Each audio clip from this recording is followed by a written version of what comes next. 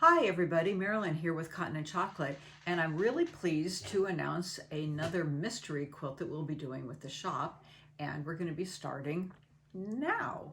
So now's the time to sign up, and you can come in and get your first month of instructions, or here we are talking to you about it, and you can order it online and get the first month as a digital download. The rest are going to be mailed to you. So you just have to let us know if you want it mailed to you or if you're going to be doing in-store pickup. I know it's that easy. So what I'm going to be doing today is showing you the fabrics that we/Jerry are going to be using to give you an idea of what it is, how it works, and the first month of what we're going to be doing and how you do it. And every month I'll be taping the next month of instructions and up through 6 months. It's a 6-month program. And then after 6 months, we're going to be having a show and tell in the shop. And if you've ever done mystery quilts with us before, you realize that all of the quilts look really different. Even though we're using the same pattern, it's amazing. And I'll give you a couple hints. Yes, I will. This quilt will look great in any style fabric. We're doing a camping style, and it will look great in conversation prints, in florals, holiday prints, batiks, any style, kids prints, 30s prints, 40s prints, anything that you can think of, it will look great. The key here, though, as it says in the pattern, is contrast or color, and size and value of prints is really good too. So typically, there's 4 different fabrics that you require, and typically the largest amount of fabric is typically the background, right? And so in this case, it's the one that's fabric 4, which is dark. That is the background, okay? Now, if you choose or select a directional print, which you can, and which we actually have, just remember that you cannot care about the direction. You can't keep track of which way it's going to go, which we don't really care in the case of our print, and I'll show you what it is in a minute. Okay. We also are including a discount because, of course, we want you to support the shop. I mean, that's really important, support local business, right? So we will give you a 15% discount on all your fabrics, the binding, the backing, and you don't have to buy the backing right away. You might want to decide afterwards. And also we'll talk about the right yardage, but if you want to make it bigger. So let's get into a little of the details. Also, we really don't want you to talk about the name of the quilt online or on social media or when you post. So we can talk about mystery quilt, but please don't put the name on so that other people can't search it and see what the quilt would look like later on. And we will have these videos posted during the period of the mystery quilt, but then we'll be taking down our videos after that so people can't search and find them. Okay, so let's get going. So this is month 1. Wait, one last note. If they buy online, the code is mystery. Oh, so if you didn't hear that, if you buy online, the discount code is mystery. Mystery, can you catch that? I know, that's very clever of us. Okay, and that will give you your discount. Okay, so let's get going. Fabric requirements. When you finish this quilt without the optional border, the quilt is about 74 by 96 and a half. Okay, a full-size quilt. Adding the optional borders will make it an extra long queen size. All right, so catch that, okay? So it's a 7-inch border. So the most important thing to remember when selecting fabrics is the mystery quilt is contrast. Like I said earlier, fabrics should have a definite difference in value and or color for the pattern to emerge. So if you get them close together, it's going to be a little mushy. You won't see that pattern. Okay, so keep that in mind. Choose a variety of scales and prints for interest. Avoid directional fabrics unless you are prepared to ignore the prints. So the light fabric, fabric 1, you need 2 yards, and this is our light right here. It's a little trees and tent fabric. Our fabric medium is fabric 2. It's 3/4 of a yard, and we have some campers and trailers on it. Our fabric 3 is a medium dark. So, you know, in terms of mediums and dark, these are kind of the same. So we're using our color as a change. And then our dark fabric, fabric 4, is 5 1/4 yards, okay? And we know it's directional, but we're okay with it being cut up. So these are our 4 fabrics, okay? So like I said, we're using color as kind of the value change here. We know that it will stand out. Now, an optional border, you can get more of fabric 2 or 3 or another one, and that would be 2 3/4 yard. Binding, you need 3/4 to a yard depending upon the size. And backing, without the optional border, you need 5 3/4 yard. With the 7-inch wide border, you would need 8 yards. And then, of course, you can buy those optional binding and borders and backing after you solve the mystery, but some of the same line that you chose may be gone. So, you know, you take your chances, as we all know. Okay, so other tools that you need: a rotary cutter, a mat, and a ruler, obviously, unless you're going to make this by hand sewing and, you know, cutting with scissors. Okay, we're not doing that, right? All right, and the sewing machine and thread to blend with your fabrics. Okay, and then if I have any tips and tricks along the way, which, you know me, you might need something else. All right, and some chocolate, and, you know, and then we'll be ready to go.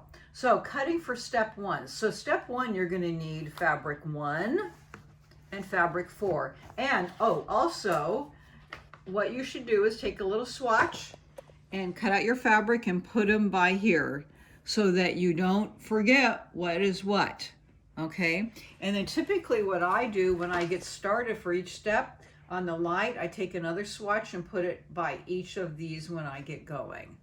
Okay, so that I don't get confused. But since this is on the page, I can easily refer. But when I get my next step, which I'm not going to show you, I would take that next page and then take a swatch and put it right by those so that I don't get mixed up with my fabrics. Okay, so you say, there's only 4 fabrics, but, you know, it's easy. Now, what I like about this, this is by Debbie Caffrey from Debbie Creative Moments. She did it a while ago. She's been retired, but we've done a few of hers. Some of you have done these with her before. And what I love is that you usually can't guess the mystery until the very end. Ha ha! I know, you'll be trying to guess it, but you won't. Okay, so we're going to put these 2 aside. We're going to go to our fabrics 1 and 4, and you're going to take your fabric 1, you're going to cut 1 strip 4 1/2 inches wide, and you're going to take your dark fabric number 4, and you're going to cut 2 strips 2 1/2 inches wide. Easy enough for step 1. Okay, so I've already done that here, and you're going to take those, and now the success of your quilt depends upon precise seam allowance. So check your 1/4 inch seam allowance. Okay, you've done this with me before if you've met me before or sewed with me or done another project. But what you can do if you want to check is you can take a scrap, not these, 3 scrap fabrics and cut them at 1 1/2 inches. Sew them together, press them to the dark, and that middle strip on the top, when you take your ruler, put it in the middle strip, and it should measure a perfect 1 inch.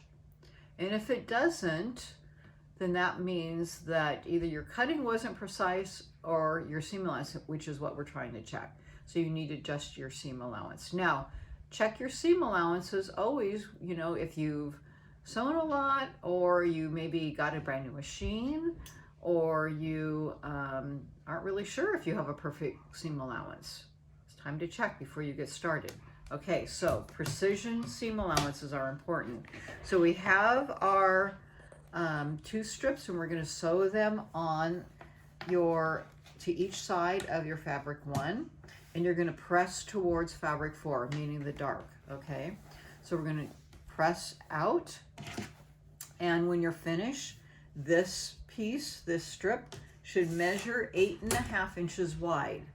And if it's not, then you need to just adjust your seam allowance. So when you put this here, it should be a perfect 8 1/2 inches, not 7 7/8. It should be a perfect 8 1/2. So if it's not, you need to adjust your seam allowance and check that you have this pressed up perfectly. Okay? So once you have that done, you're going to be cutting, cross-cut the panel into 6 sections that are 4.5. Now when I'm cross-cutting, I don't measure from the bottom, and please don't use your mat to measure. Your mats are not always perfect.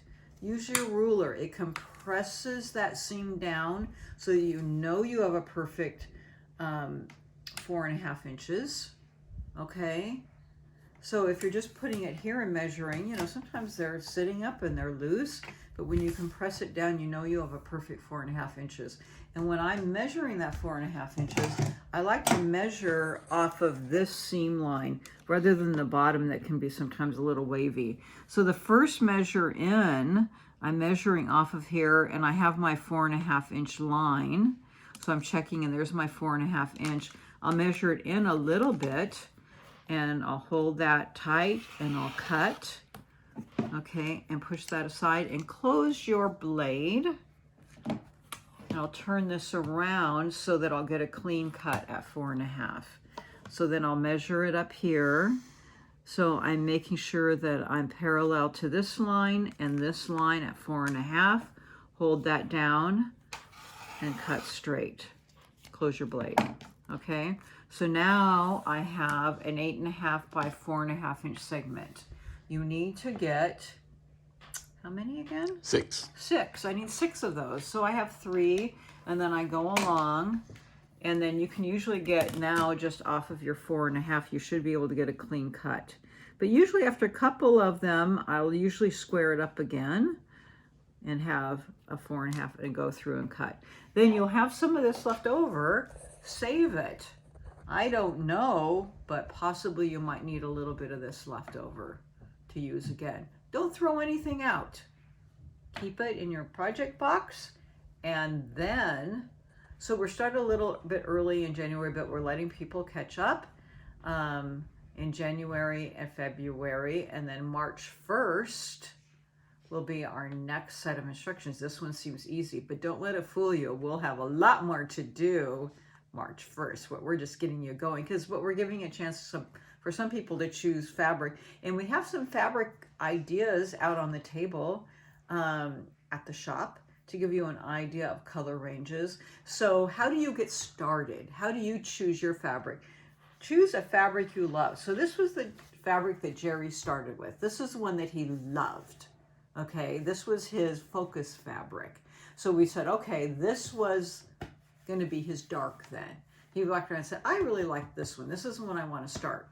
Okay, it could have been his medium if there was another dark, but he's like, no, this is what I want to have dark. This is what I really want all overall, because I can see that it's 5.25 yards. This will be my dark. So now I need to move another, everything else will be lighter than this. What else do I want to have in the quilt? But you may find a focus fabric that you are going to build your quilt around, but it might be your medium. It might be a smaller bit of the quilt, and then you'll build something from there.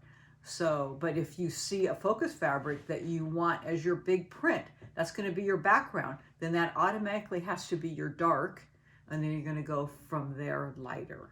Okay, so find one fabric you love, and if that's the one you love and you want most of it, you got to have 5.25 yards. Okay, and then you'll build your quilt from there. Can I invert the shades and have my focus fabric be light and then go to dark? So do you want to make your colors opposite? We've had somebody do that. So they flip the colors of the quilt, and instead of fabric 4 being dark, they want it to be light. Absolutely, but you got to keep track of it. You've got to be clever. Yeah. Okay, you've got to be on your toes at every direction and put your fabric out. So then when it says dark, ignore dark and light and just say fabric 4 is this color. So can you flip the colors? Absolutely. You could be fabric 4, be your light, medium dark, and dark. You could flip them backwards, but you got to be on your toes and keeping track of it. And so every one of these, you absolutely should be putting the fabric there and kind of ignoring their darks and lights are rewriting what your colors are. Okay, so that would be great, but also knowing that their shading would be, your shading would be different. And we have had people do that. Flip the lights with the darks. Be fantastic. Okay, so that's something else to think about. Okay, well, have fun with it. Go pick your fabrics and enjoy the process. Some people say, but I want to know what the quilt's going to look like at the end. I know you do, but this is the fun of the mystery. Okay, another fun way to quilt and learn a little something and have fun sewing. So we'll see you next month. Have fun. Bye.